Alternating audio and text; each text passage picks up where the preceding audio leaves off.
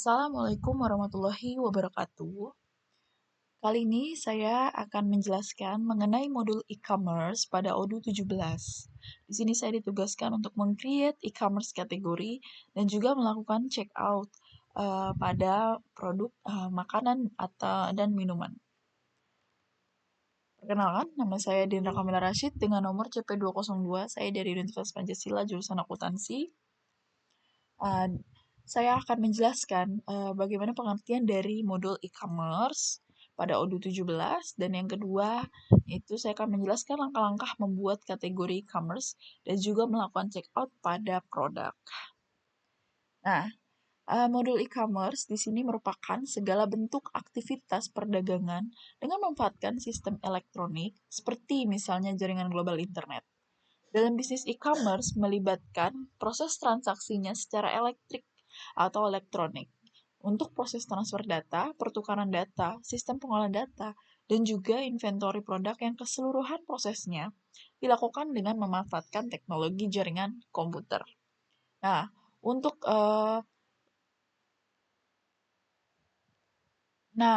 logo e-commerce pada Odoo 17 seperti ini, kalian pastikan sudah mengaktifasi modul tersebut agar kalian bisa menggunakan e-commerce, fitur dari e-commerce ini.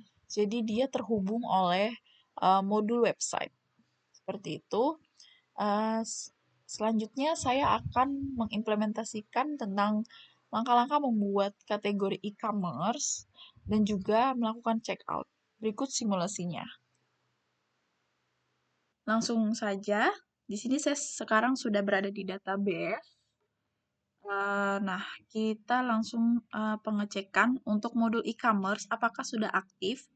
Kita lihat dulu di bagian apps.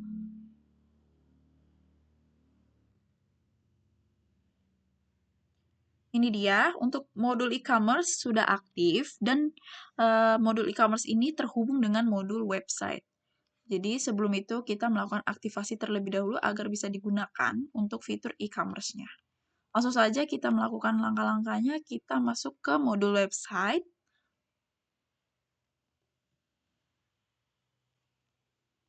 Nah, kita sudah berada di modul website, kita klik di bagian menu e-commerce ini, kita klik di bagian e-commerce kategori. Di sini saya akan membuat kategori baru. Nah, di sini sudah ada beberapa kategori.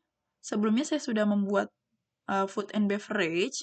Saya akan membuat yang baru untuk di bagian food and beverage. Semisal kita klik yang baru. Misal saya mau pasta. Untuk parent kategorinya yang pasti food and beverage. Nah, di sini kalian bisa juga memasukkan foto, tapi saat ini saya tidak usah. Langsung saja save manual. Oke, kita cek untuk kategorinya sudah ada. Dan di sini saya akan memasukkan produk ke kategori tersebut. Kita klik produk.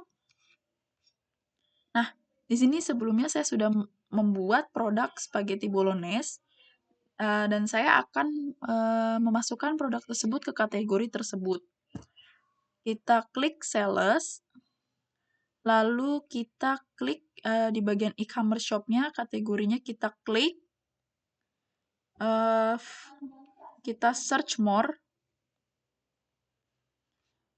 Kita klik bagian pasta. Nah, di sini sudah muncul. Langsung saja kita lakukan save manual bahwa si spaghetti bolognese ini akan masuk di bagian kategori food and beverage dan pasta. Kita lakukan pengecekan di website apakah sudah masuk untuk kategori tersebut. Kita klik shop. Lalu kita klik bagian food and beverage yang dimana kita pastikan bahwa spaghetti bolognese sudah masuk. Untuk di bagian pastanya apakah masuk?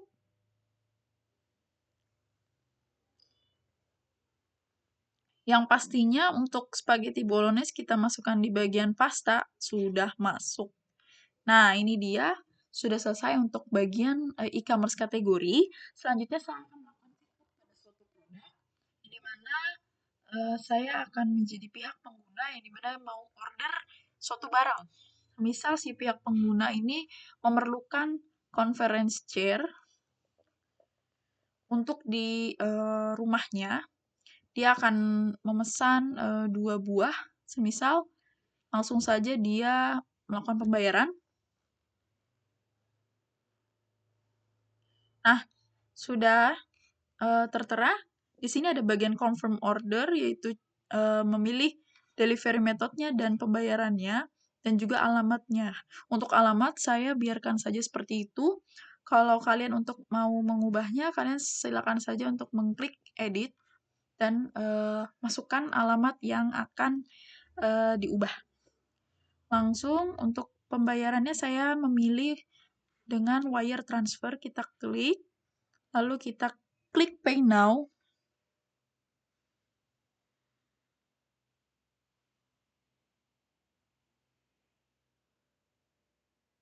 Nah, di sini sudah tertera kita mendapatkan kode quotation-nya yaitu 54.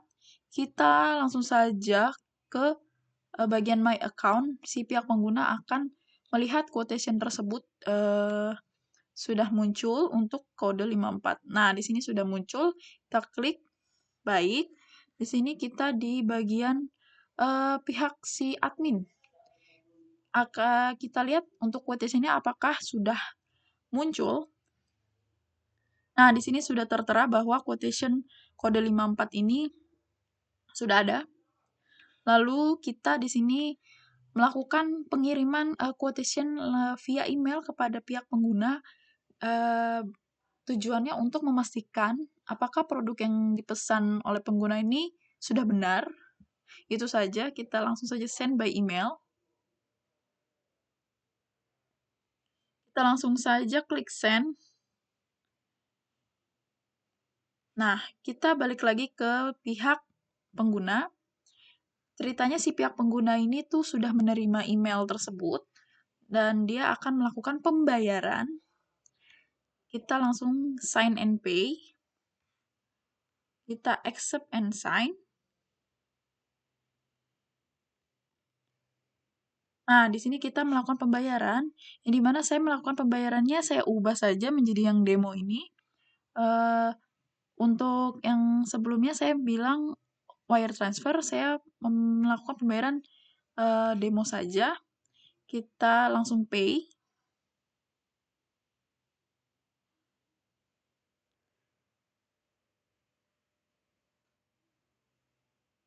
Nah, di sini sudah berhasil untuk pembayarannya dan quotation-nya berubah menjadi statusnya sales order. Untuk di pihak adminnya kita refresh dulu apakah statusnya sudah menjadi sales order.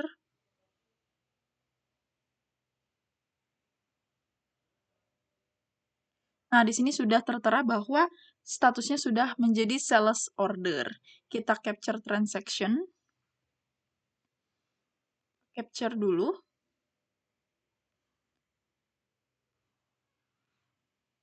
Baik. Langsung saja di sales order di sini sudah tertera bahwa dia sudah melakukan pembayaran. Nah, di sini kita akan membuat yang namanya create invoice untuk si pengguna karena dia sudah melakukan pengorderan dan juga pembayaran. Kita langsung saja create invoice. Kita lakukan regular invoice dan create draft invoice. Nah, di sini sudah melakukan pembuatan invoice, langsung saja kita klik confirm. Nah, di sini tertera bahwa sudah pengguna sudah membayar, yang artinya paid. Dan kita melakukan pengecekan untuk pihak pengguna bisa melihat di bagian kita klik my account. Di bagian our invoice. Misal di bagian invoice tadi kodenya itu yang terakhir adalah kodenya 13. Kita lihat. Nah, di sini sudah tertera bahwa sudah melakukan pembayaran si pengguna ini dan di sini tertera pembayarannya 0. 0 itu menandakan bahwa sudah melakukan pembayaran lunas. Jadi tidak ada pembayaran lagi. Jadi invoice ini menandakan untuk pengorderan barang tersebut sudah dibayar. Jadi itu saja penjelasan dari saya untuk modul e-commerce dengan pembuatan e-commerce kategori dan juga melakukan checkout pada suatu produk. Cukup sekian penjelasan dari saya. Kurang lebihnya mohon maaf. Wassalamualaikum warahmatullahi wabarakatuh.